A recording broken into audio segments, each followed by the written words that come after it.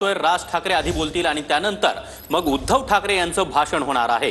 तर ठाकरे बंधूंचा आज मुंबईमध्ये वरळी डोममध्ये हा विजय मेळावा पार पडतोय। तर दोन बंधू मारलं आणि यापुढे जर कोणी अपमान करण्याचा प्रयत्न केला तर त्याच्या कानाखालीच बसेल। एक तर मुख्यमंत्र्यांनी कारवाई करावी, तर आम्ही आमच्या पद्धतीने कारवाई करू।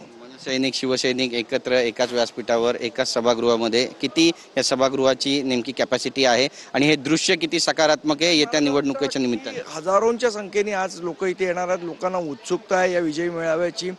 काय दोन भाऊ आपला संदेश देत आहेत, मला असं वाटतं हे ऐकण्याची उत्सुकता सगळ्यांना आहे। कार्यक्रमाची नेमकी सगळी रूपरेषा कशी असणार आहे हे मला असं वाटतं नांदगावकर साहेब आणि संजय राऊत साहेब सांगू शकतात। धन्यवाद आमच्याशी बातचीत केल्याबद्दल। तर आपण पाहतो या ठिकाणी काही जागा आहेत त्या सुद्धा राखीव ठेवण्यात आलेल्या, बघा यावर राखीव लिहिलेले जे पदाधिकारी आहेत ते सुद्धा यावर बसतील आणि राज ठाकरे उद्धव ठाकरे ज्यावेळी येतील त्यावेळी घोषणाबाजीने हा संपूर्ण परिसर दुमदुमून जाईल असं सुद्धा बोललं जातं। तुमच्याकडे येतो राज ठाकरे यांचा